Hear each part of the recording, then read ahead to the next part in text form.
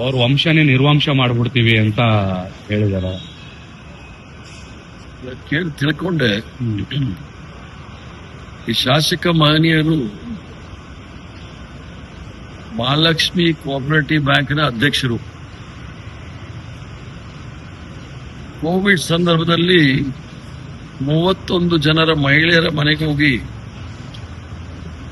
20,000 ಸಾಲವನ್ನ ಕೊಡ್ತೀವಿ ಅಂತ ಹೇಳಿ ಸಾಲವನ್ನ ಕೊಟ್ಟು ಯಾವುದೇ ಸಹಿ ತಗೊಳ್ಳದೆ ಆನಂತರ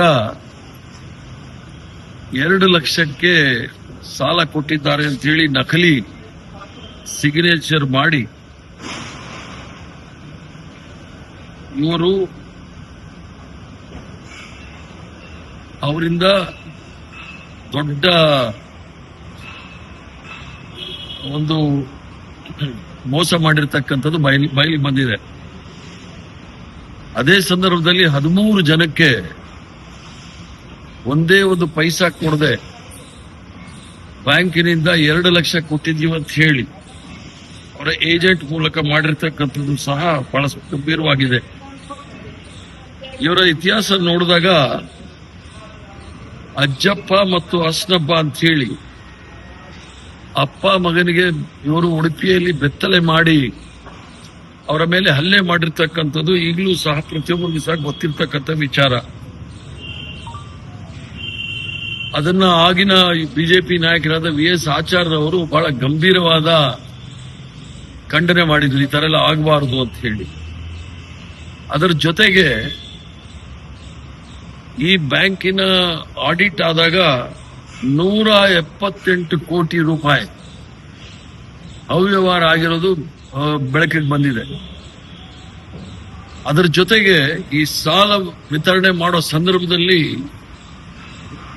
ಅಲ್ಲಿ ಸುಬ್ಬಣ್ಣ ಅಂತ ಹೇಳಿ ಒಬ್ಬರು ದಲಿತರು ಅಲ್ಲಿ ಕೆಲಸ ಮಾಡ್ತಾ ಇದ್ದವರು ಆತ್ಮಹತ್ಯೆ ಮಾಡಿಕೊಂಡಿದ್ದಾರೆ ಅಂತ ಹೇಳಿದ್ರು. ಅದು ಆತ್ಮಹತ್ಯೆ ಅನ್ನೋದು ಬಹಳ ಸಂಶಯಾಸ್ಪದವಾದ ವಿಚಾರ. ಕೊಲೆ ಆಗಿದೆ ಅಂತ ಹೇಳಿ ಬಹಳಷ್ಟು ಜನಕ್ಕೆ ಸಂಶಯ ಇದೆ.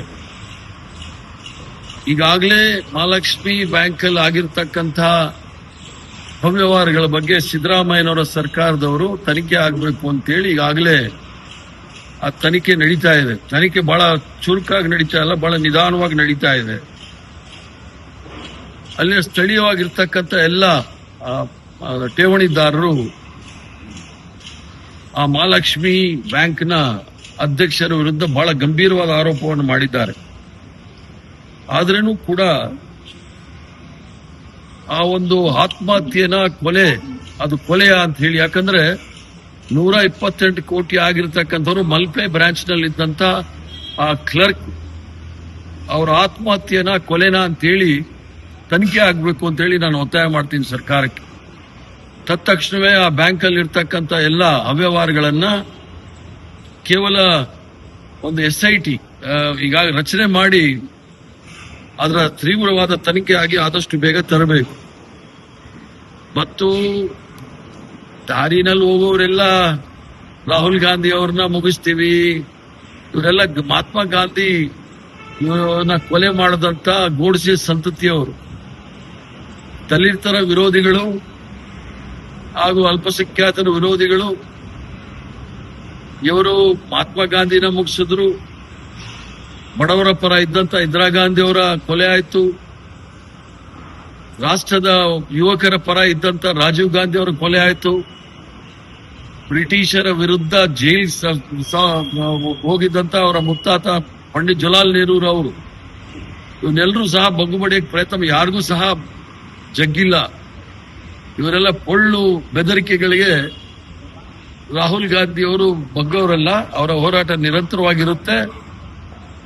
ಮತ್ತೆ ಬ್ಯಾಂಕ್ ಅಲ್ಲಿ 128 ಕೋಟಿ ಮೋಸ ಮಾಡಿದಾಗೆ ಬೇರೆ ಜನಗಳಿಗೂ ಮೋಸ ಮಾಡ್ಲಿಕ್ಕೆ ಆಗೋದಿಲ್ಲ ಅನ್ನೋದನ್ನ ಬಹಳ ಸ್ಪಷ್ಟವಾಗಿ ಹೇಳಲಿಕ್ಕೆ ಇಚ್ಛೆ ಬೀಳ್ತಾರೆ.